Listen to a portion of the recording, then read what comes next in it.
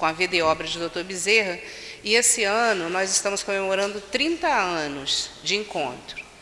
Então, para comemorarmos, esses 30 anos, o grupo de estudos resolveu visitar algumas pessoas que ainda não conhecem, outras conhecem, mas resolveram ir novamente.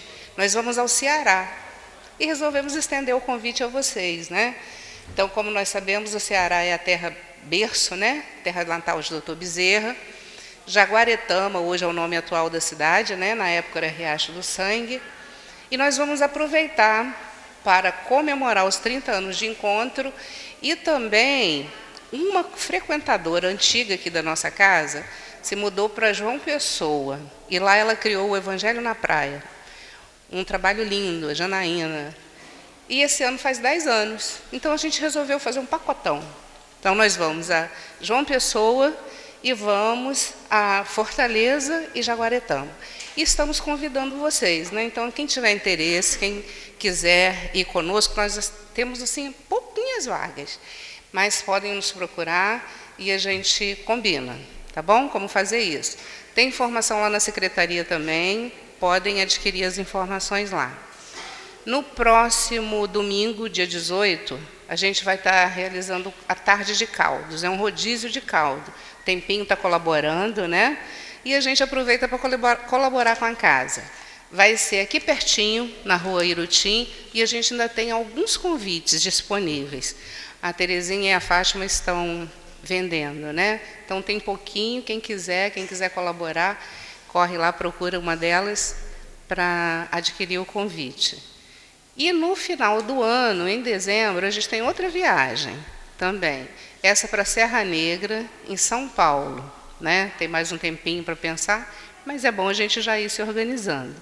Então, a do Ceará é do dia 10, do dia 2 ao dia 10 de outubro. E essa do final do ano é de 5 a 9 de dezembro, tá bom? Olha quanta coisa boa para a gente fazer. E agora a gente vai fazer o melhor ainda, que é estudar e fazer a nossa ligação com o mundo espiritual. Boa palestra para todos.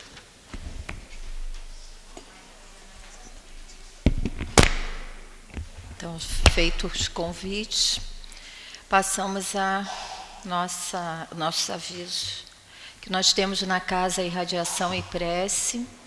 Então, colocar somente uma vez por mês o nome, fica lá em cima no andar térreo. E a prece para os desencarnados, desencarne por suicídio, escrever a palavra suicídio.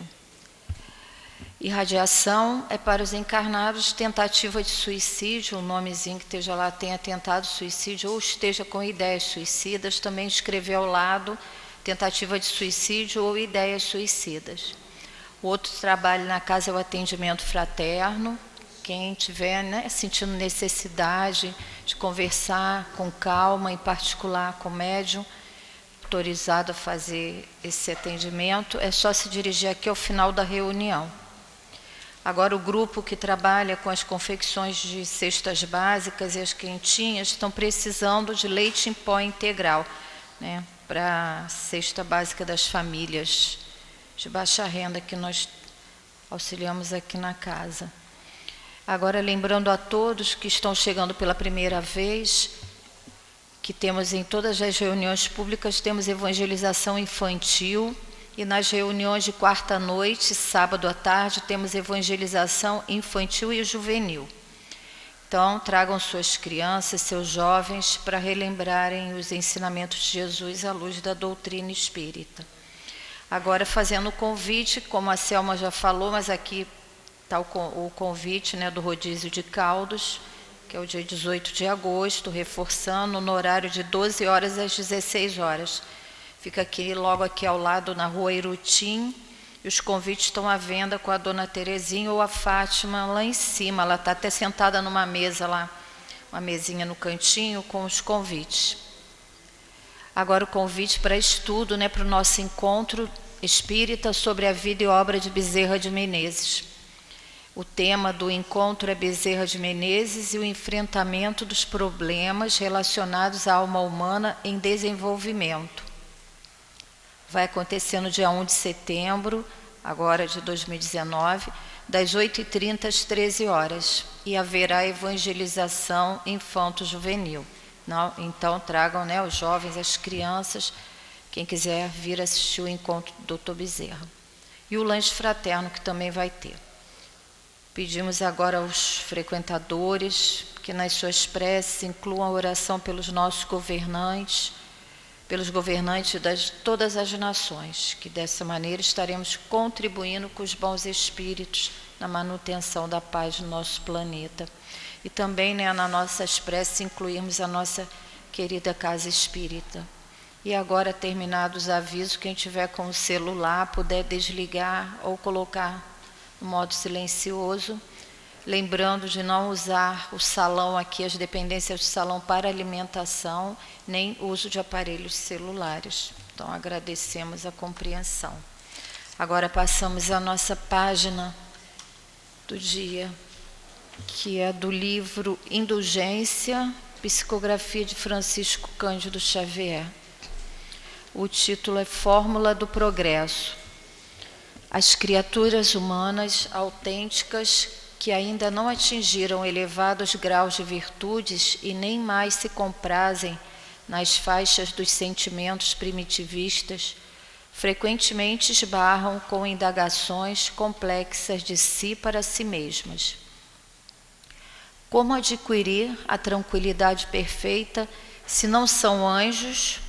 E como evitar a permanência em desequilíbrio se já não querem viver sob o império dos instintos desenfreados? Aí é forçoso entre em função o nosso próprio senso de aspirantes à vida superior. Não existe alma que não haja algum dia experimentado hesitações, deficiências, enganos ou faltas na escola. E toda elevação do aprendiz em qualquer educandário resulta de menos erros e mais acertos nas experiências e lições que lhe cabem, a serem verificados em testes múltiplos que se sucedem uns aos outros.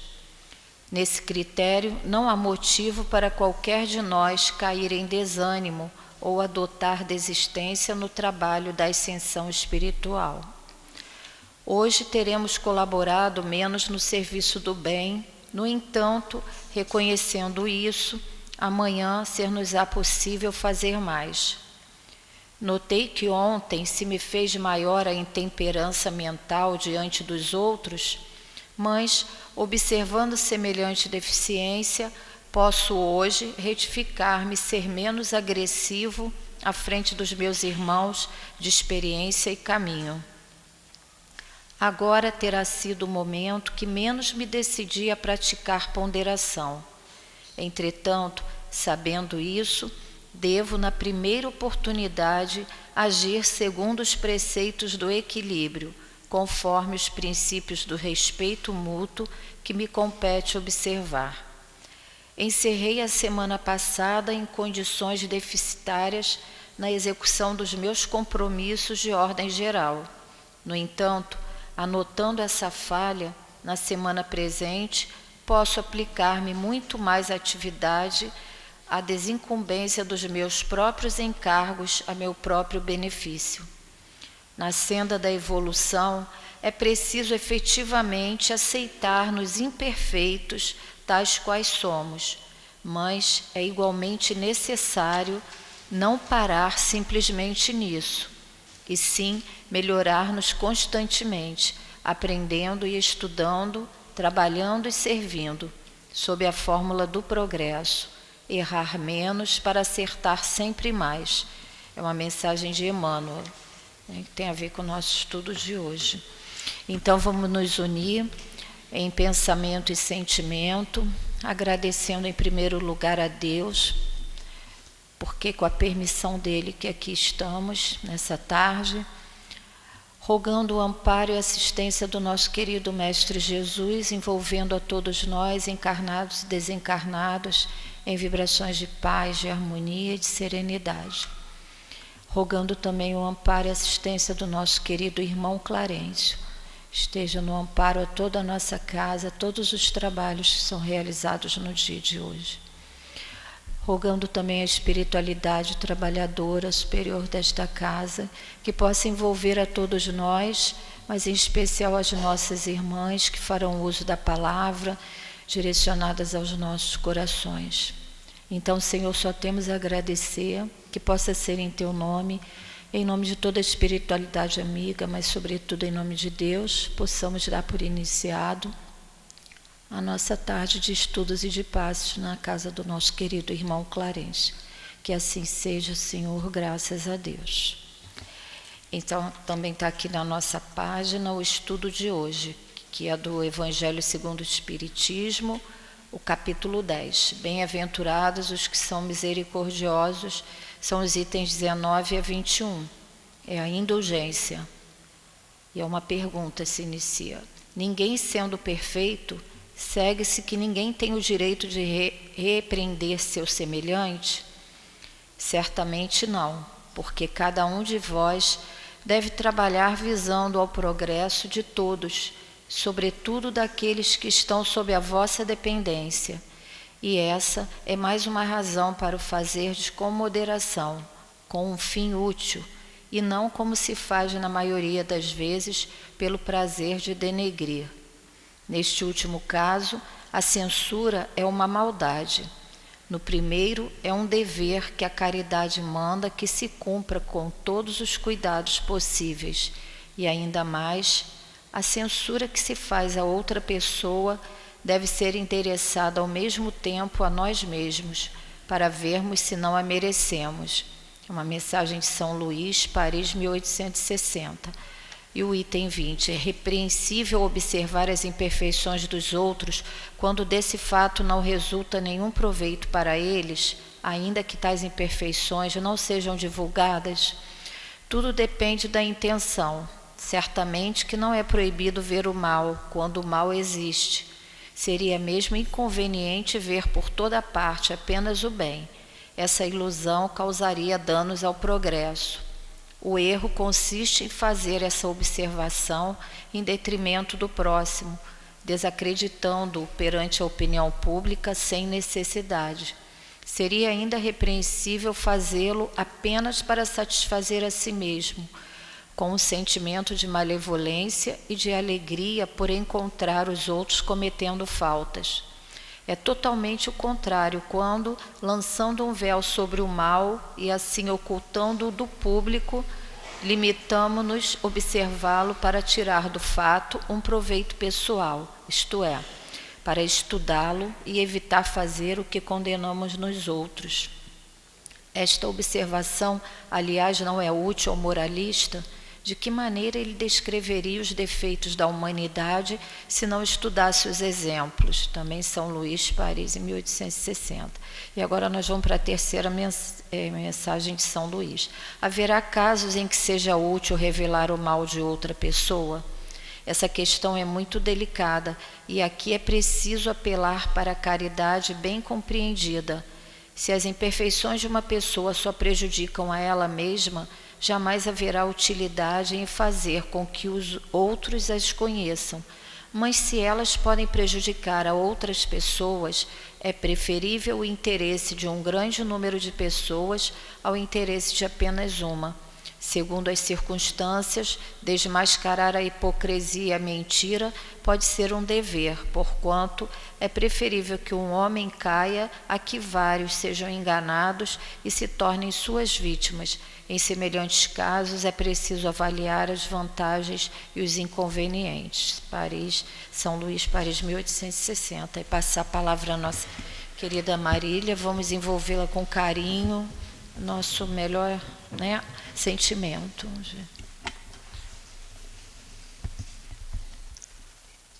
Boa tarde, meus irmãos. Então, mais uma vez, vamos unir os nossos pensamentos e os nossos sentimentos, pedindo a Deus, nosso Pai, que nos ampare no estudo da tarde de hoje. Então, como a Clara falou, nós estamos estudando, como toda quarta-feira, o Evangelho segundo o Espiritismo, já estamos no capítulo 10, e nos fala das bem-aventuranças. E aqui é bem-aventurados que são misericordiosos, e os itens de hoje é do 19 ao 21. que é a indulgência, né? Então, nós vamos fazendo a leitura porque essas três questões que foram colocadas, né, e que São Luís responde, elas dariam um estudo de 1 ano, porque tem muita coisa para nós esmiuçarmos nisto tudo. E nós vamos, então, resumindo aquilo que podemos tirar para o nosso dia a dia. Aí, na questão 19, fazem a pergunta: ninguém sendo perfeito segue-se que ninguém tem o direito de repreender seu semelhante? E São Luís responde: certamente não, porque cada um de vós deve trabalhar visando ao progresso de todos, sobretudo daqueles que estão sob vossa dependência. Então, quando ele coloca sobre os que estão em vossa dependência, nós nos lembramos do capítulo 14 do Evangelho segundo o Espiritismo, do item que nos fala com relação à responsabilidade que nós temos com os nossos filhos, com aqueles que Deus coloca para nós tutelarmos. E é uma coisa que nós temos que pensar muito, porque aí ali no capítulo 14, naquele item, os Espíritos colocam, né, que a criança, ela já traz desde pequeno, o espírito, desde pequeno, quando ele é bem observado, ele já traz as suas tendências.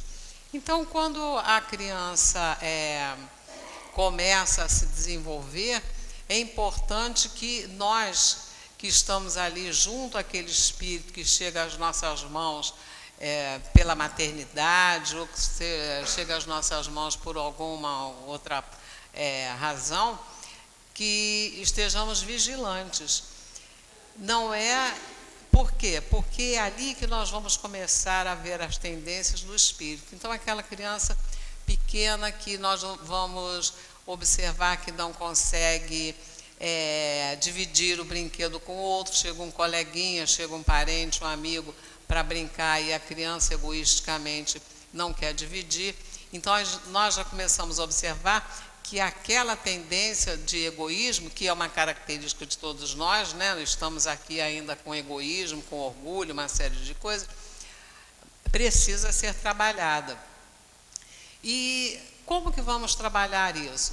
Ensinando a criança que ela vai ter a etapa daqueles brinquedos mais simples, mas vai chegar um momento que aquele brinquedo não vai mais interessar ela, então ela vai ter que aprender a fazer a doação daqueles brinquedos para a criança que tem menos do que ela. E é um dever nosso, né? E a criança também, às vezes, tem fases da criança que ela chora muito. E muitas vezes nós repreendemos, brigamos. O adulto tem muito isso, né? Eu me lembro que hoje já não se usa muito mais isso, mas antigamente se usava. Engole o choro, sem nós lembrarmos que se aquela criança está chorando, ela está chorando por algum motivo. Não é à toa que uma criança chora. Uma criança bem alimentada e saudável, ela dorme, nos primeiros meses ela dorme praticamente o tempo todo. Se ela chora, ela está sinalizando que alguma coisa não está bem com ela. E às vezes nós adultos não temos paciência e recriminamos aquele choro. Eu não sei se vocês já observaram, mas aqui no Clarencio, quando nós damos passe em uma criança, nós nos abaixamos, né? Nos ajoelhando para nós ficarmos na altura da criança, porque às vezes aquela criança nos enxerga como seres, a luz estava acesa, de repente a luz fica tudo na penumbra à noite, né? E aí o que vai acontecer? Então, e aquela pessoa grande na minha frente. Então, nós temos esse hábito, nós nos abaixamos para poder dar o passe na criança. E essa deveria ser a atitude de nós adultos quando falamos com uma criança. Porque as crianças, de uma maneira geral, nos veem assim como pessoas, como seres maiores do que eles, obviamente, né? Mas até às vezes se atemorizam. Então, que possamos criar esse hábito ao invés de ficarmos recriminando o choro, saber por quê. Você está chorando por algum motivo, mas eu estou aqui para te ajudar. Qual é a razão do teu choro? Então, essa também é uma das questões que está implícita aqui nessa resposta de São Luís. Outra situação também, a criança vai para a escola e muitas vezes traz da escola alguma coisa que não lhe pertencia, um lápis, uma borracha, um apontador, enfim. E nós temos que ter esse cuidado de observarmos aquela tendência. Se isso aqui não é teu, como é que você trouxe isso, né? Então, vamos devolver para a escola, vamos devolver para o coleguinha. Mas também temos que observar as nossas atitudes, porque, às vezes, inadvertidamente, nós nos apossamos de determinadas coisas que não são nossas e sem sentirmos. Vocês querem ver um exemplo assim muito comum? Nós passarmos numa rua e vermos alguma planta, alguma trepadeira, e aí, vou tirar um pedaço desse galho aqui para levar para minha casa porque é bonito, a criança está conosco, né? Que tipo de exemplo que nós estamos dando para aquela criança? Porque é uma apropriação indébita. Qual seria o correto? Eu saber de quem era, de quem é aquela planta, de quem é aquela trepadeira. Mas está vindo de dentro da casa para fora, mas tem um dono, né? Então, aí nós começamos a cobrar coisas que ainda não conseguimos fazer. Outra situação também é quando a criança mente. Mas a criança está mentindo. E você mente. Mas qual é a atitude que nós estamos tendo com relação à criação desse ser? Muitas vezes saímos com a criança e dizemos, olha, nós vamos em tal lugar assim, assim, mas não é para você falar para o teu pai, para a tua mãe, para a tua avó, para o teu tio, isso não é uma mentira? Então, como que nós estamos passando, que a criança tem que ter transparência, mas qual é a nossa atitude com relação a ela? É a formação de um ser. Então, essas coisas todas aqui estão implícitas no estudo. Outra situação também nós, muitas vezes se faz isso, inadvertidamente.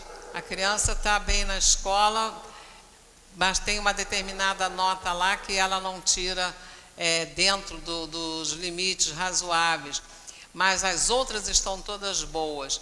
E aí nós vamos apontar exatamente aquela que ela não está bem. Você poderia ter tirado tanto de nota em determinada matéria, ela tem um monte de notas boas, mas nós vamos focar exatamente aquela que ela não está bem. E aquilo vai ficar gravado dentro daquele espírito e não vai, mais adiante, nós vamos ter um retorno daquilo. Então, nós precisamos tomar muito cuidado com relação às atitudes que tomamos e os exemplos que damos àqueles que estão sob a nossa tutela, que estão sob a nossa responsabilidade. E São Luís, ele nos diz assim, quando nós temos que chamar a atenção, não? E essa é mais uma razão para o fazer com moderação, com um fim útil, e não como se faz na maioria das vezes para denegrir, não colocar aquela criança ou aquele companheiro ou aquela pessoa em situação onde ele se sinta desconfortável, né? Aí ele continua e diz assim, neste último caso, a censura é uma maldade, no primeiro é um dever que a caridade manda que se cumpra com todos os cuidados possíveis, e ainda mais, a censura que se faz a outra pessoa deve ser endereçada ao mesmo tempo a nós mesmos para vermos se não a merecemos, né?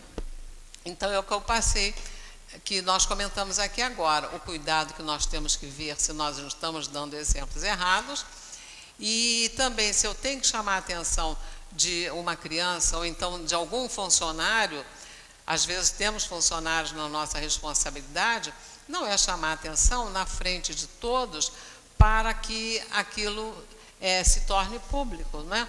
Porque as pessoas têm sentimento.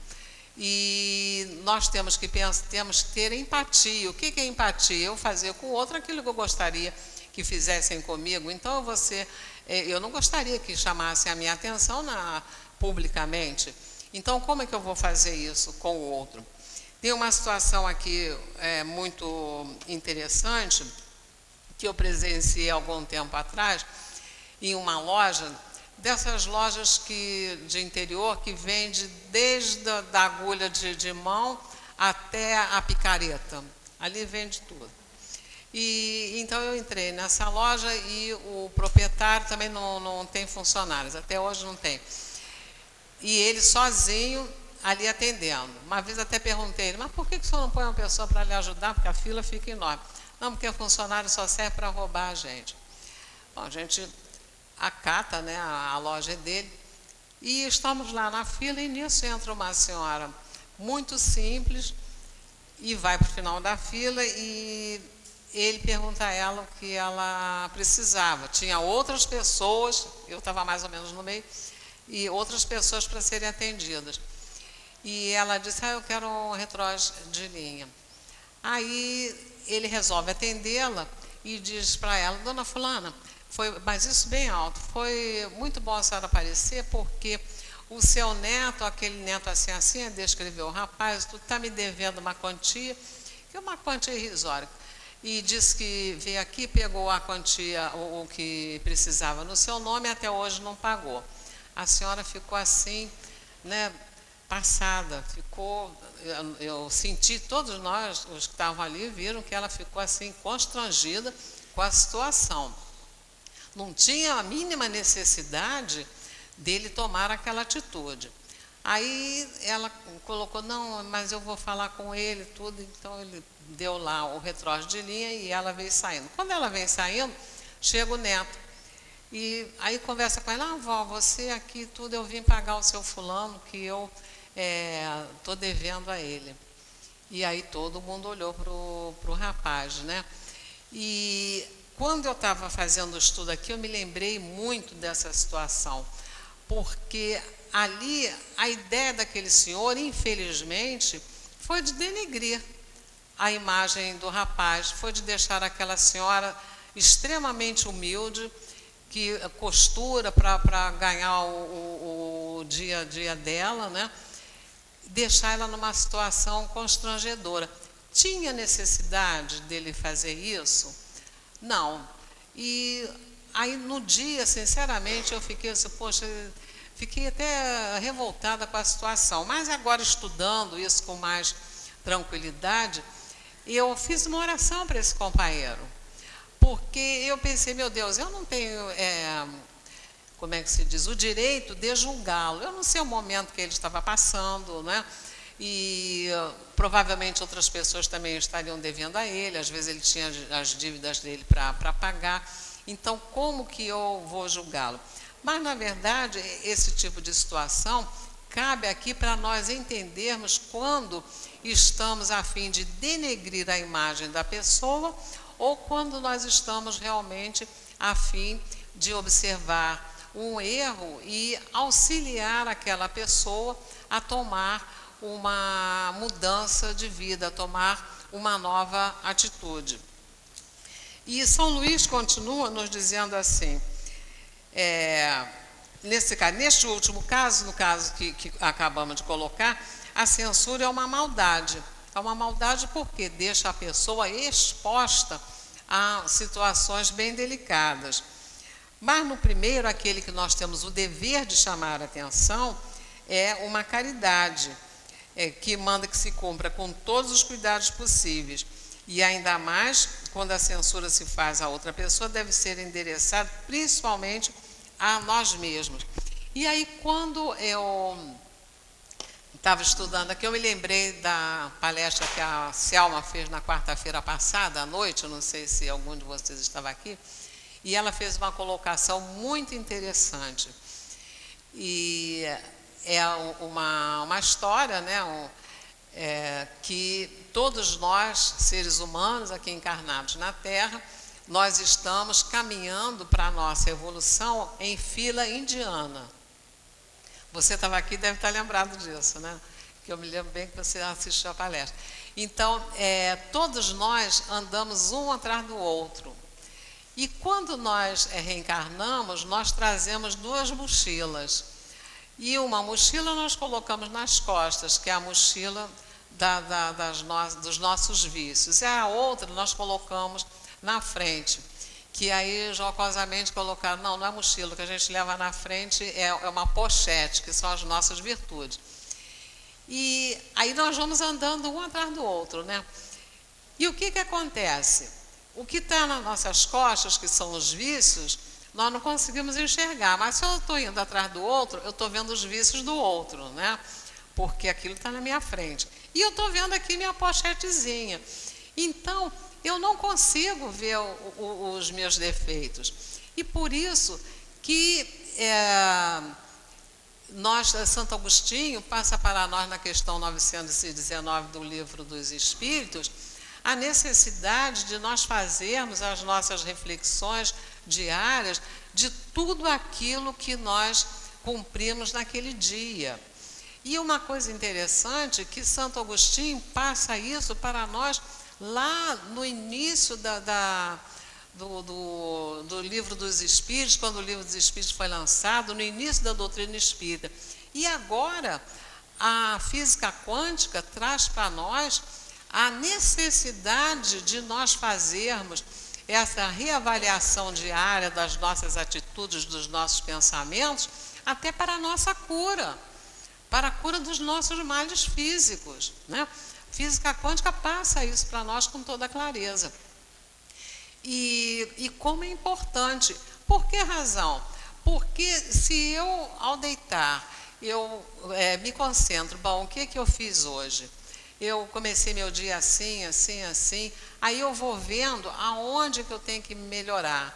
Bom, eu levantei, eu saí, eu fui fazer uma compra, eu fui na padaria, fui em algum lugar comprar pão, já encontrei com alguém, eu dei bom dia para essa criatura que eu encontrei no meu caminho, eu tive a capacidade de olhar para o céu, que muitas vezes a gente sai na rua, nem olha para o céu, né? E isso é uma coisa extremamente importante, nós criarmos o hábito de olharmos para o alto, porque senão a gente vai pensar que o dia está chuvoso e está o maior sol brilhando, né? E também nos lembrarmos das bênçãos de Deus para nós, que na nossa vida nós temos aqueles dias ensolarados, que são dias fáceis de se levar, dias de alegria e tudo mais, e temos aqueles dias que são um pouco escuros, né? Mas Deus dá um sol para iluminar o nosso dia, para iluminar o nosso planeta, mas quando chega a noite, né, Deus não dá apenas um sol, Ele dá vários, Ele coloca no firmamento milhares e milhares de estrelas para nós olharmos para o céu e dizermos, não estamos sozinhos, a luz divina continua aqui, brilhando sobre nós, né? Então nós temos que ter essa certeza de que o amparo divino está conosco tanto de dia quanto à noite. E aí, voltando aqui para o nosso estudo, a necessidade que nós temos de observar se ainda não praticamos os mesmos erros, né? Hoje eu contei a história aqui lá desse senhor, lá no interior, aí me questiono, muitas vezes na vida eu devo ter tido essas atitudes de querer mostrar o erro do outro. E os meus erros, como é que fica? Eu tenho que aprender a mexer lá na minha mochila, lá atrás. Eu tenho que aprender a fazer uma revisão das minhas atitudes, dos meus pensamentos, mesmo que eu não queira enxergar, não é? Eu tenho que aprender a mexer o pescoço. Meu pescoço não é de avestruz que vira 360, né? 180. Mas eu tenho que aprender a virar um pouco o pescoço e ver o que está de errado comigo. Por que eu estou vendo o erro no companheiro que está na minha frente e aquilo está me incomodando? Porque aquele companheiro que está na minha frente, que eu estou vendo os erros dele, com toda certeza, é o espelho que está refletindo para mim o que eu ainda preciso me trabalhar. Então, é isso que São Luís quer passar para nós. Se nós estamos vendo o erro do outro, por que nós não vamos observar se nós ainda temos aquele mesmo erro? E dentro de casa, né, dos nossos lares, dentro da família, é que nós vamos ser mais trabalhados com relação a isso. Porque a família é realmente aquele cadinho que Deus nos coloca para nós nos aperfeiçoarmos, para nós nos melhorarmos como espírito. E nós sabemos que a vida em família não é fácil. Raríssimas famílias aqui na Terra, elas são as famílias perfeitas. Sempre tem uma questão ou outra, por muito que se queira que elas sejam perfeitas, sempre tem uma questão diferente. Por que razão? Porque nenhum de nós está no mesmo nível evolutivo do que o outro. Cada um de nós traz a sua própria bagagem. Então, quando nós casamos, eu levo a minha bagagem de espírito e levo a minha bagagem de cultura, levo a minha bagagem social, a bagagem de família, ideia de família, mas o outro também traz a bagagem dele espiritual, de cultura, de família, cada um tem os seus valores. E muitas vezes não condizem com os nossos, né?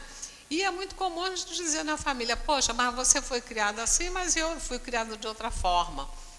Mas se nós estamos ali unidos, nós sabemos que não é por acaso, então nós temos que ter a indulgência, nós temos que ter a compreensão que o outro não é perfeito, mas eu também não sou perfeita, né? Aonde é que eu tenho que acertar para que a concórdia, para que a felicidade em família ocorra? Outro dia eu li num livro, já não me lembro se era um livro espírita ou se era um livro desse de autoajuda, uma mensagem dessa que a gente de vez em quando recebe, que diz assim: se você quer ser feliz, como é que é? Se você quer ser feliz, não case. Mas se você quiser fazer o outro feliz, você case. Por quê? Porque a convivência é complicada, né? A convivência no dia a dia não é fácil. Nós vamos ter que conviver com o erro do outro e muitas vezes vamos ter que calar o nosso orgulho, a maioria das vezes, a nossa vaidade. Então é ali que as nossas arestas vão começando vai batendo uma na outra até nós nos burilarmos, né? Então é isso que São Luís está dizendo aqui para nós, que a nossa função aqui é exatamente essa, é de nós enxergarmos os nossos defeitos, diminuirmos a nossa visão com relação aos defeitos dos outros para nós sermos realmente felizes. E continuando, ele nos diz assim, na outra questão: é repreensível observar as imperfeições dos outros quando deste fato não resulta nenhum proveito para eles, ainda que tais imperfeições não sejam divulgadas? E aí São Luís responde: tudo depende da intenção. Certamente que não é proibido ver o mal quando o mal existe. Seria mesmo inconveniente ver por toda parte o bem. Essa ilusão causaria danos ao progresso. Então, vamos dar uma parada aqui. E nós sabemos que o bem totalmente aqui no planeta Terra ainda não existe, porque nós estamos num planeta de provas e expiações. Mas nós temos que trabalhar o nosso pensamento e o nosso sentimento no sentido de minimizar o mal que ainda existe no planeta, né?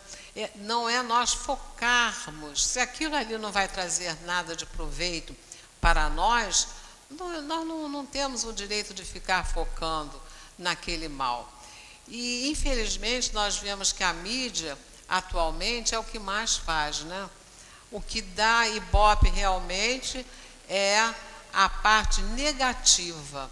Mas quantas coisas positivas que existem no universo, quantas pessoas trabalhando no bem, quantas pessoas se envolvendo com atitudes que levam à felicidade, que levam à paz, que levam à saúde, a tantos outros. Lembramos aqui, por exemplo, dos Médicos Sem Fronteiras, né? Que não são apenas médicos, são grupos de pessoas de várias áreas, geralmente ligadas à área de saúde, que se propõem a irem para as zonas de risco, África e outras regiões, para auxiliar essas criaturas. E isso aí é pouco divulgado. E eles não têm, a grande maioria não tem subsídio do governo, não tem subsídio de ONG, não tem subsídio de nada. Eles vão com aquilo que eles têm deles próprios, né? Com a finalidade de se doar, de ajudar aqueles que realmente necessitam. Quantas pesquisas que estão sendo feitas e trazendo proveito para as pessoas na área de saúde, na área da própria tecnologia, que ficam amortecidas, que ninguém comenta nada. Há pouco tempo, eu vi uma entrevista, uma reportagem de uma brasileira, uma jovem brasileira, que ela ganhou um prêmio por ter trazido um conhecimento grande dentro da área tecnológica. E aquilo ficou abafado. Ninguém colocou o trabalho dessa brasileira, que hoje já foi aproveitada por um outro país, né? Porque viram a capacidade dela, dessa jovem, bem jovem. Então, isso aí não interessa, porque nós ainda temos necessidade de colocar o mal para fora. E aí, nesse trecho aqui, nós nos lembramos de uma passagem do Evangelho, que está lá em Evangelho de João,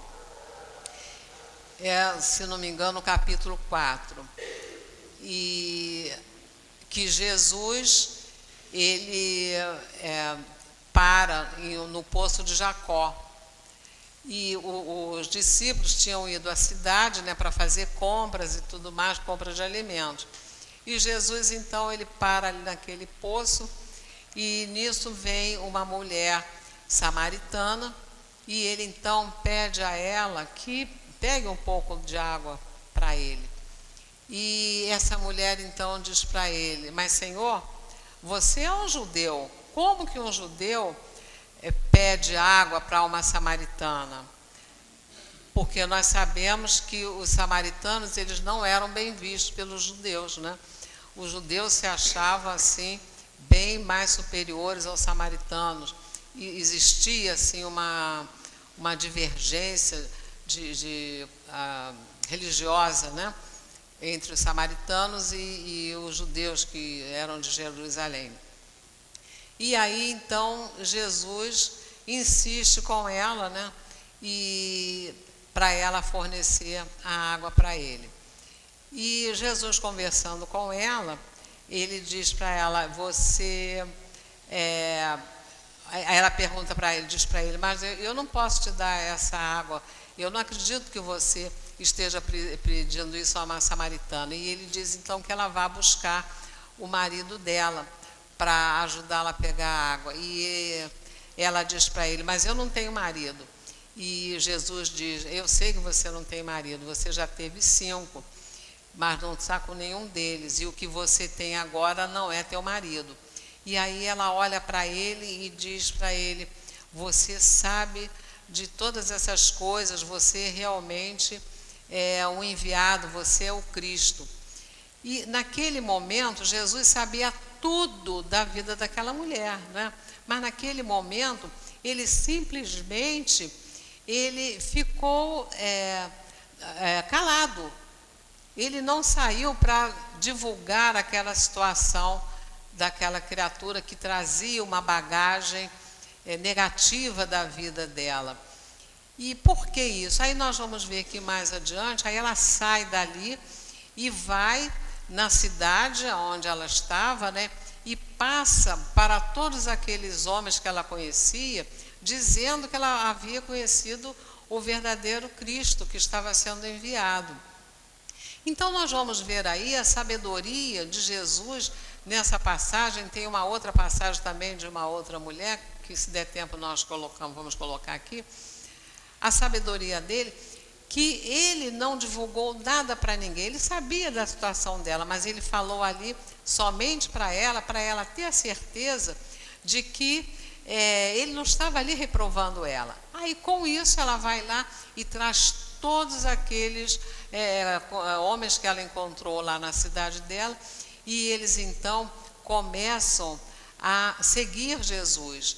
Eles modificam os sentimentos que eles traziam dentro deles. Primeiramente, eles vão até Jesus pelas palavras da mulher, né? E depois, à medida que eles vão seguindo Jesus, eles dizem para ela: nós estamos com Jesus não pelo que você nos falou, mas sim pelo que nós estamos vendo dele.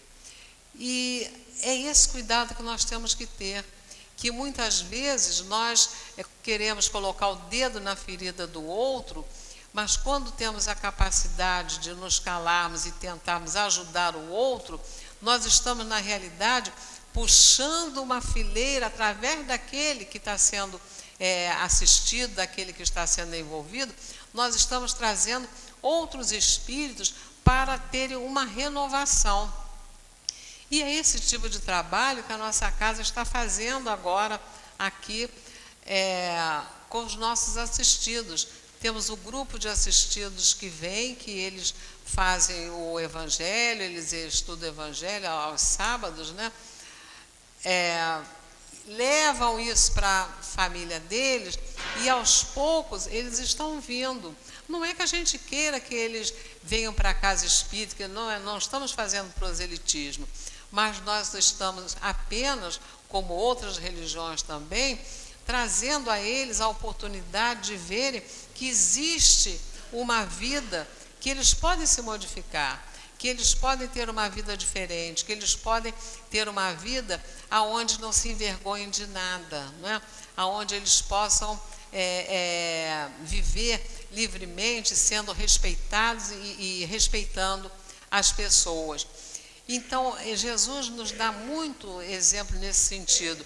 Uma outra situação também, que está no Evangelho de Lucas, acho que de Lucas e Mateus, é quando Jesus ele vai à casa de um fariseu, o Simão, né? Vai na casa do Simão, acho que é leproso. Em João ele coloca que o Simão é leproso. E aí ele oferece a refeição, aquele jantar para todos, e nisso chega uma mulher.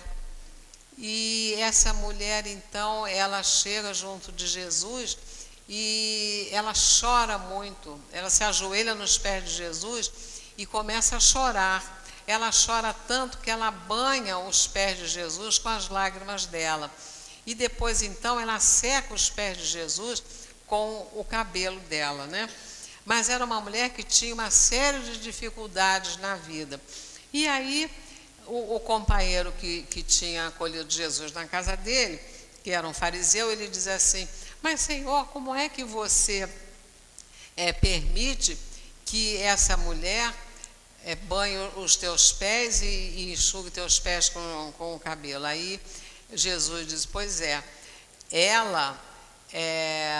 você, quando eu cheguei aqui, você não botou uma bacia para lavar meus pés, porque era hábito, né, na época das pessoas, dos viajantes, da visita, chegar e quem estivesse recebendo, o anfitrião, colocava a bacia para lavar os pés daquela criatura, porque é muita poeira do deserto e tudo mais. Então isso era um hábito, lavar os pés, secar os pés com uma toalha branca e também ungir a cabeça da pessoa, era aquele ritual do anfitrião. E aí Jesus passa para ele: você não colocou a bacia, você não secou meus pés, você não ungiu minha cabeça, você não me passou bálsamo. E essa mulher, com toda a simplicidade dela, ela fez tudo isso. E aí Jesus diz para ela, né? que os teus pecados estão perdoados. E aquela mulher, então, ela se modifica radicalmente pelo aconchego, pelo acolhimento que ela teve de Jesus. Em momento nenhum ela foi discriminada. Jesus não colocou o dedo na ferida dela, dizendo você é isso, você é aquilo, a tua vida é assim, na frente dos outros, né? Na outra do poço de Jacó, ele falou para ela porque era necessário, falou somente para ela, porque era necessário que ela soubesse quem ele era, e através dela veio um grupo de samaritanos que se modificou, né? E aqui também, então, meus irmãos, Jesus nos dá esses exemplos, e nós então não temos o direito de fazer julgamentos. Não podemos realmente abafar o erro do outro, como aqui no início do nosso estudo. Se temos alguém na nossa tutela, nós temos que corrigir, é nosso dever, é nossa obrigação, mas não podemos denigrir a imagem daquela pessoa, né? Nós não temos esse direito, porque não gostaríamos que fizessem isso conosco. E isso é o que o Evangelho de Jesus passa para nós. E aqui, ainda aqui nesse item, aí ele diz aqui que quando essa falta, às vezes a falta daquela pessoa, ela precisa ser revelada porque está prejudicando a uma coletividade.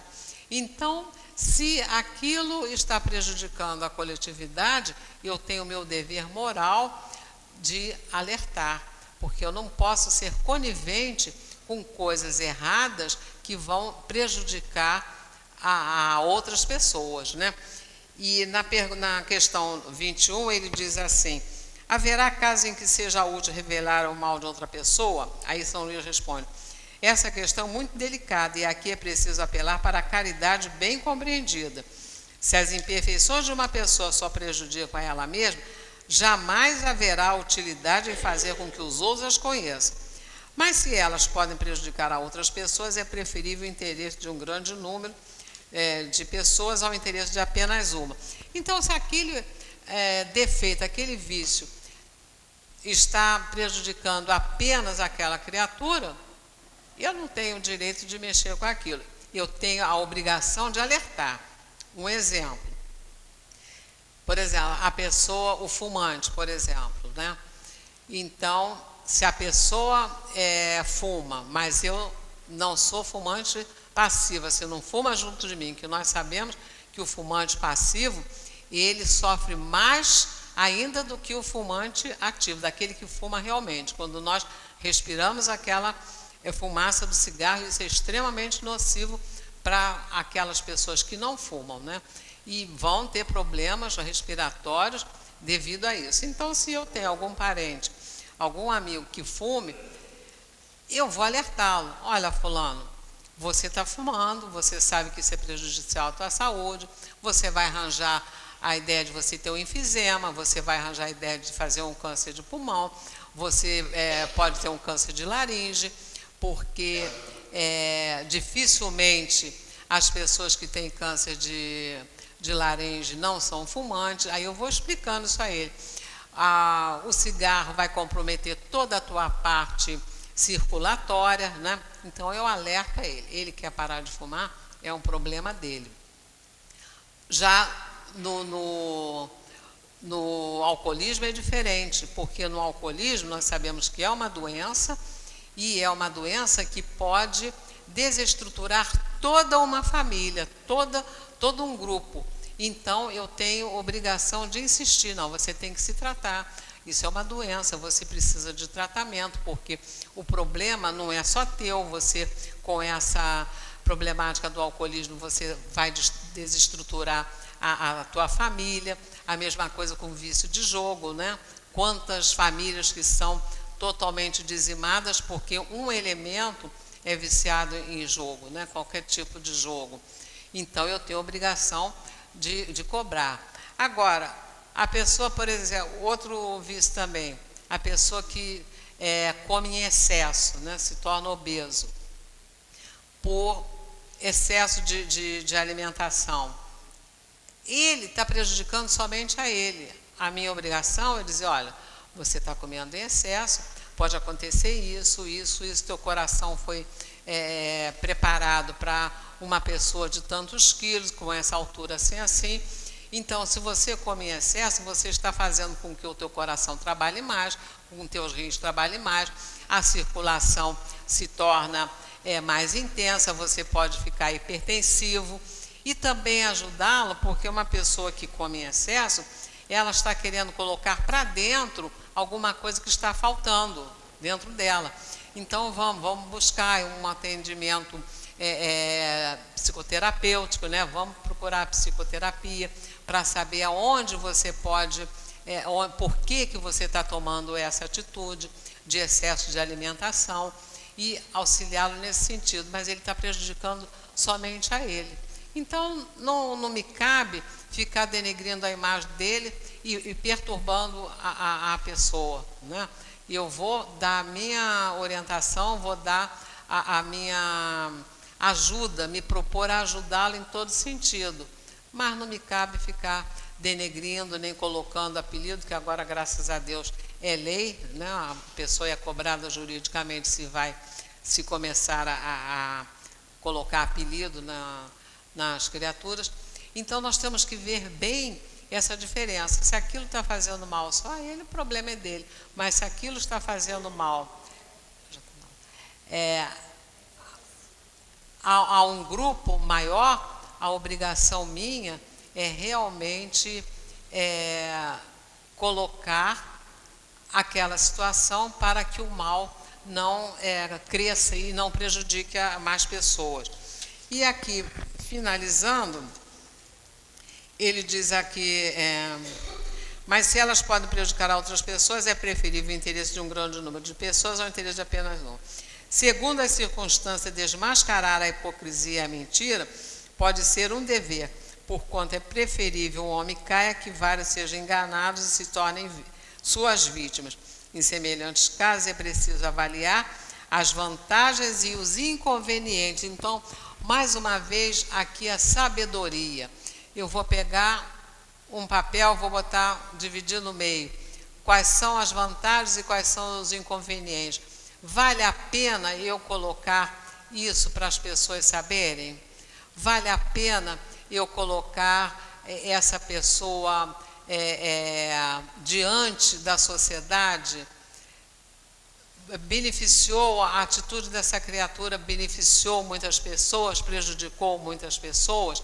Então, isso tudo são questionamentos que nós temos que fazer quando nós vemos o defeito de alguém e queremos revelar esse defeito. Temos que pensar muito bem, como São Luís diz aqui, primeiramente eu ver se eu não tenho aquele defeito, e porque a finalidade nossa de espíritos encarnados é exatamente o aprimoramento.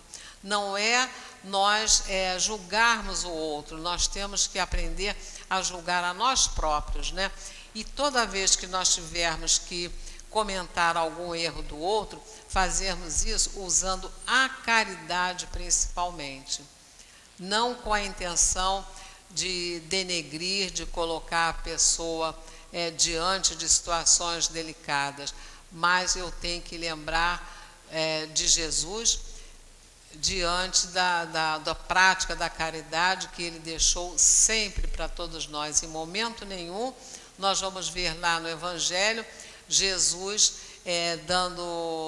colocando as pessoas em situações delicadas, né? Ele sempre procurava amenizar as dores das pessoas e dando a elas a oportunidade de se recuperarem.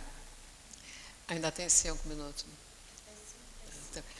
Eu vou passar aqui para vocês uma coisa, uma vivência minha também. Eu acho que até já comentei isso aqui com vocês, mas que vale a pena a gente relembrar. Em certa ocasião, eu fazia um trabalho junto a penitenciárias até tidas assim como de periculosidade mesmo, não aqui no Rio, em outro estado. E certa feita nós atendemos um jovem que ele havia praticado alguns delitos, estava ali cumprindo pena, e conversando com ele, tudo, ele se interessou em estudar a doutrina espírita. Aí demos o evangelho para ele e falamos para ele, bom, na próxima visita que nós vamos fazer, você dá uma leitura e vê o que te toca mais, você vai lendo. Aí ele disse, não, tudo bem, eu vou fazer isso. E era um rapaz que colocou para nós que as atitudes que ele tomou, né, que ele não sabia como ele tinha praticado aquilo e que não era a formação que a mãe havia dado a ele, os pais, a família havia dado a ele, né? Ele disse, eu sei que eu sou ovelha negra da minha família nunca passou uma atitude dessa para mim e eu não sei como é que eu me envolvi nisso tudo. Muito bem. Aí quando foi na outra visita que fizemos, nós perguntamos a ele, e aí, você leu o Evangelho? Li o Evangelho. Qual foi o que você mais gostou? Qual foi o item que você mais gostou? Aí ele falou para nós, o que eu mais gostei foi do capítulo 6. Aí eu disse, o capítulo 6, por quê? Porque Jesus, ele ali não discrimina ninguém. Ele diz assim, vinde a mim todos vós que estáis aflitos e sobrecarregados, eu vos aliviarei. Ele me respondeu isso perfeitamente. Então, ele não diz que A, B ou C, ele diz para todos irem a ele. Então, eu gostei disso. E aí, esse rapaz começou estudando a doutrina espírita, nós visitávamos ele com bastante frequência, visitamos todos, né? Mas ficamos assim, muito ligados a ele, tudo. E dali a uns meses ele já foi retirado da situação que ele estava, foi ajudar lá o delegado na área de burocrática e tal. E resumindo, que a nossa hora já está chegando, aí esse rapaz dizia assim para mim, para nós, para o grupo, que não era eu sozinha, éramos um grupo, dizia assim, eu gosto de vocês porque vocês não vêm aqui para falar do que eu fiz de errado. Vocês sabem que eu fiz de errado, que vocês viram a minha ficha lá antes de entrar. Mas em momento nenhum vocês falaram dos meus erros, vocês estão querendo me ajudar. E esse rapaz, então, ele, até onde eu sei, ele já está saindo lá da situação dele, ele formou um grupo de estudos do Evangelho lá dentro dessa casa, né, onde ele estava interno lá, provisoriamente. Ele formou um grupo de estudos e esse grupo de estudos espíritas continua até hoje. Então, se nós tivéssemos evitado, porque a primeira visita que nós fizemos a eles, nós fizemos assim, praticamente com escolta, né?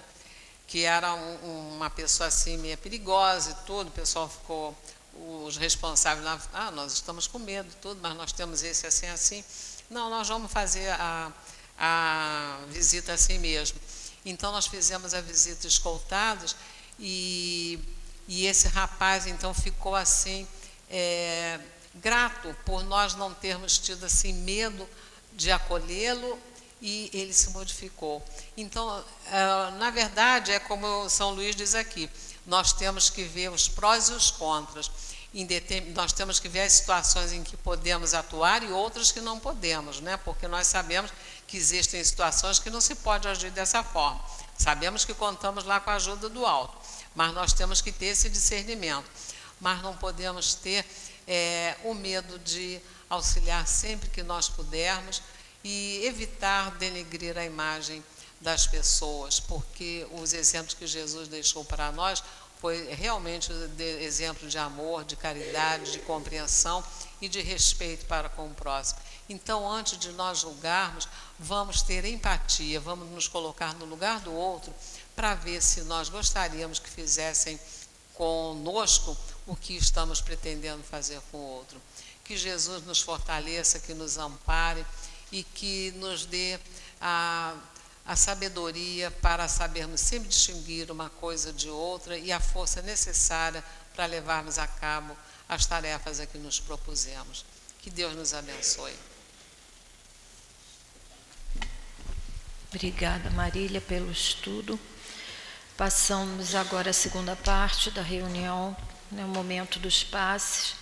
Eu vou ler a lição 72 do livro Fonte Viva, onde a nossa irmã vai fazer o comentário sobre essa lição. O título é Incompreensão. Fiz-me fraco para os fracos, para ganhar os fracos. Fiz-me tudo para todos, para por todos os meios chegar a salvar alguns. São palavras de Paulo na primeira carta aos Coríntios, no capítulo 9, versículo 22. Emmanuel faz o comentário sobre essas palavras de Paulo. A incompreensão, indiscutivelmente, é assim como a treva perante a luz. Entretanto, se a vocação da claridade te assinala o íntimo, prossegue combatendo as sombras nos menores recantos do teu caminho. Não te esqueças, porém, da lei do auxílio e observa-lhe os princípios antes da ação. Descer para ajudar é a arte divina de quantos alcançaram conscienciosamente a vida mais alta. A luz ofuscante produz a cegueira. Se as estrelas da sabedoria e do amor te povoam o coração, não humilhes quem passa sob o nevoeiro da ignorância e da maldade. Gradua as manifestações de ti mesmo para que o teu socorro não se faça destrutivo. Se a chuva alagasse indefinidamente o deserto, a pretexto de saciar-lhe a sede, e se o sol queimasse o lago sem medida, com a desculpa de subtrair o barro úmido, nunca teríamos clima adequado à produção de utilidades para a vida. Não te faças demasiado superior diante dos inferiores ou excessivamente forte perante os fracos. Das escolas não se ausentam todos os aprendizes, habilitados em massa, e sim alguns poucos cada ano. Toda mordomia reclama noção de responsabilidade, mas exige também o senso das proporções. Conserva a energia construtiva do exemplo respeitável, mas não esqueças que a ciência de ensinar só triunfa integralmente no orientador que sabe amparar, esperar e repetir. Não clames, pois, contra a incompreensão, usando inquietude e desencanto, vinagre e fel. Há méritos celestiais naquele que desce ao pântano sem contaminar-se, na tarefa de salvação e reajustamento. O bolo de matéria densa reveste-se de lodo, quando arremessado ao poço lamacento. Todavia, o raio de luz visita as entranhas do abismo e dele se retira sem alterar-se. Que seria de nós se Jesus não houvesse apagado a própria claridade, fazendo-se à semelhança de nossa fraqueza, para que lhe testemunhássemos a missão redentora? Aprendamos com ele a descer, auxiliando sem prejuízo de nós mesmos. E nesse sentido não podemos esquecer a expressiva declaração de Paulo de Tarso, quando afirma que para a vitória do bem se fez fraco para os fracos, fazendo-se tudo para todos, a fim de que, por todos os meios, chegar a erguer alguns. Então agora nós vamos pedir aos médios que possam se posicionar. E nós vamos continuar agora, né, cada um fazendo as suas preces íntimas. Não vamos nos distrair com a movimentação do médium. Vamos continuar com os nossos pensamentos elevados. E lembrando que, para que a nossa reunião possa transcorrer em harmonia e paz, a gente se mantenha em oração e vigilância.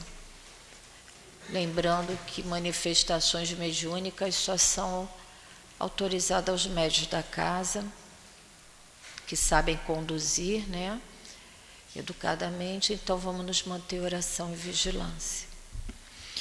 Nesse momento, Senhor Jesus, aqui estamos, depois do esclarecimento que tanto nos auxilia, chegou o momento das energias trazidas pela espiritualidade superior, para nos auxiliar, né, na manutenção do nosso corpo físico, na nossa harmonia, no equilíbrio de nós, espíritos que estamos encarnados e os nossos irmãos desencarnados. Nesse momento, todos nós seremos beneficiados conforme a necessidade de cada um de nós. Então, Senhor Jesus, em Teu nome, em nome da espiritualidade superior, mas sobretudo em nome de Deus, que possamos dar por iniciado o momento dos passes. Que assim seja, Senhor, graças a Deus. Graças a Deus. Que as bênçãos do Mestre Jesus cubram nesse instante os nossos corações, os nossos pensamentos, para que possamos receber dessa espiritualidade tão querida dessa casa, tudo aquilo que aqui viemos buscar, porque precisamos muito. Na lição de hoje, que fala sobre a incompreensão, Emmanuel traz para a gente mais um entendimento das lições do Mestre Jesus. Porque Jesus, em todas as suas lições, ele sempre nos quis mostrar o caminho que devíamos seguir para sermos felizes. E na incompreensão é a palavra-chave para a nossa felicidade, porque todos precisamos conviver. Ninguém vive sozinho. E a incompreensão, ela leva ao isolamento. A incompreensão, ela nos afasta das pessoas que nós gostamos. A incompreensão, ela agride aquele que está próximo de nós. Então, quando nós estudamos sobre a incompreensão, é exatamente para que nós possamos fazer alguma coisa em nosso próprio benefício. Aprender a conviver, aprender a lidar com aquelas pessoas que estão junto de nós. Aprender a sermos tolerantes, porque a intolerância, ela faz com que a gente veja o mundo de uma forma ilusória, porque nós sempre achamos que estamos certos e os outros estão errados. O intolerante vê o mundo dessa forma. Ele está sempre certo, o outro está sempre errado. A incompreensão e a intolerância juntos faz com que a convivência se torne uma coisa muito difícil, quase que impossível vivermos intolerantes e incompreensivos. Por isso, Emmanuel, na sua sabedoria, ele vem dizer para a gente, no primeiro parágrafo, que a incompreensão é a treva dentro de cada um de nós, é a treva na própria humanidade. Mas ele também fala que a luz dissolve essas trevas. E Jesus nos disse: vós sois luzes, fazei brilhar a vossa luz. Então, porque nós temos alguma coisa boa dentro de nós, nós podemos usar esses valores que temos, ainda tão pequenos em semente, mas que nos cabe desenvolvê-los em favor de nós mesmos e da nossa convivência, da nossa família, dos nossos amigos, da nossa casa espírita, do nosso trabalho, na rua, no ônibus, em todo lugar que nós estivermos. Faça brilhar a vossa luz, quer dizer, sede bons, procure ser generoso, procure ver o que o outro está precisando, tenha empatia com o sofrimento alheio. Não seja duro no julgamento. Repare que você também comete muitos erros, às vezes muito mais graves do que aquele que você está censurando. Então, esse sentimento, essa luz que existe dentro de nós, sendo trabalhada a cada dia, a cada instante, é que vai fazendo com que as coisas vá se modificando, com que as situações à nossa volta vão se melhorando. Às vezes de uma briga, de um desentendimento, quando a compreensão chega, as coisas ficam muito mais fáceis, muito mais tranquilas, muito mais felizes. Fazemos aqueles que estão à nossa volta quando nós decidimos agir com mais compreensão, com mais tolerância. Ele também nos diz aqui na lição que se fez fraco, né, ele se fez fraco para que não se sobrepujasse sobre o outro que está mais fraco ainda do que ele. Mas é preciso, nesse sentido, que a gente possa ter um pouco de humildade. Como é que a gente vai se fazer fraco se a gente gosta de mostrar o defeito do outro? E a gente mostra exatamente para crescer, para aparecer. Porque quando você denigre a imagem de alguém, é porque você quer elevar a sua. E às vezes, na sua baixa estima, você quer denigrir o outro, porque você, quando está falando mal do outro, você está fazendo que a sua personalidade apareça melhor. Então, para você se fazer fraco, você tem que saber se colocar num patamar de humildade, de reconhecimento das tuas faltas, dos seus erros, né? E também entender que todos nós estamos no caminho da construção do melhor.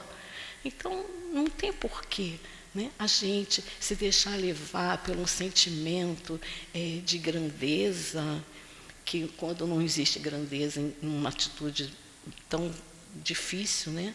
Não existe grandeza numa atitude de desamor, não existe grandeza numa atitude de intolerância. O que existe é a ignorância nossa. É a ignorância de nós ainda não entendermos que todos somos filhos de Deus, todos nós, sem distinção.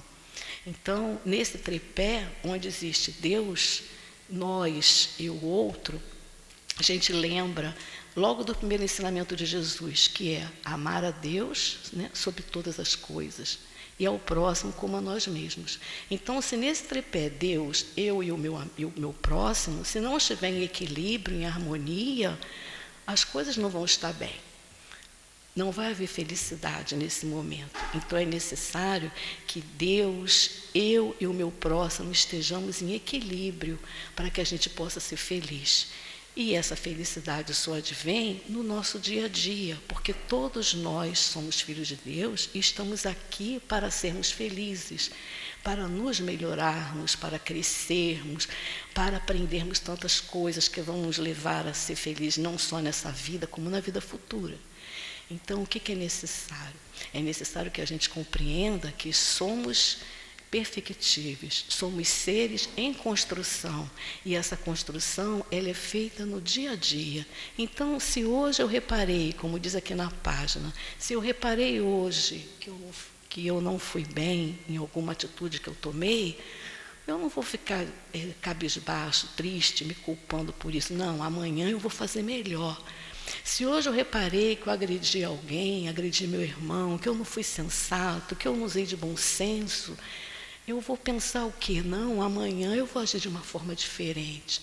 E assim, pouco a pouco, a gente vai corrigindo em nós aquilo que a gente vê que está errado, né? Aquilo que está guardado lá na nossa mochilinha, lá dos nossos defeitos, e a gente vai tirando dali, olhando o que foi que nós erramos, prestando atenção aonde precisamos modificar, tudo com um único objetivo: conviver bem, ser feliz, compreender o próximo, ter tolerância, para que a nossa vida possa tomar um rumo novo, um rumo mais feliz, porque todos nós queremos ser felizes, não existe aquele que não queira. Todos nós queremos saúde, e a saúde vem disso, dos bons pensamentos, do bom comportamento, das boas ações que nós praticamos. Então, a vida está aí. Cada dia é uma oportunidade nova que nós temos para nos melhorarmos, para nos corrigirmos, para crescermos. Então, Emmanuel, na sua sabedoria, ele pega todos os ensinamentos do Mestre Jesus e em cada mensagem dele, ele faz com que nós aprendamos alguma coisa boa. Que Jesus nos abençoe e que nós possamos estar sempre querendo nos melhorarmos a cada dia. Graças a Deus. Graças a Deus, Senhor. Extremamente agradecidos, felizes por aqui estarmos, Senhor, pelo esclarecimento recebido, pelo amparo, consolo, a pacificação. Saímos daqui com certeza, Senhor, muito melhores do que quando aqui chegamos. Por tudo isso, agradecidos estamos, Senhor, a Ti, Senhor Jesus, a Deus, ao nosso querido irmão Clarencio, Espírito do auxílio, que mantém suas portas abertas, recebendo a todos aqueles que desejam o esclarecimento, o amparo, o consolo, aqui são bem recebidos, encarnados e desencarnados. Então, por tudo isso, Senhor, só temos te agradecer e com o coração unido e sentimento, felizes por termos recebido essas bênçãos, te rogamos, Senhor, que também os nossos irmãos que estão à frente, com grande responsabilidade das nações, também sejam tocados e envolvidos por essa mesma sentimento, por esse mesmo sentimento de despertar que nós estamos tendo, que eles também possam, Senhor, despertar para a grande responsabilidade que assumiram. E assim, Senhor Jesus, envolvidos nessas vibrações amorosas, é que possa ser em Teu nome, Senhor Jesus, que possa envolver também os nossos irmãos que estão responsáveis pelo encontro do nosso querido Dr. Bezerra, que as vibrações do Dr. Bezerra também possam envolver a todos nós e principalmente os irmãos responsáveis pelo encontro que acontecerá no dia 1 de setembro. Então, Senhor, só temos a agradecer, que possa ser em Teu nome, em nome de toda espiritualidade amiga, mas sobretudo em nome de Deus, possamos dar por encerrado a nossa tarde de estudos e de passes na casa do nosso querido irmão Clarence. Que assim seja, Senhor, graças a Deus.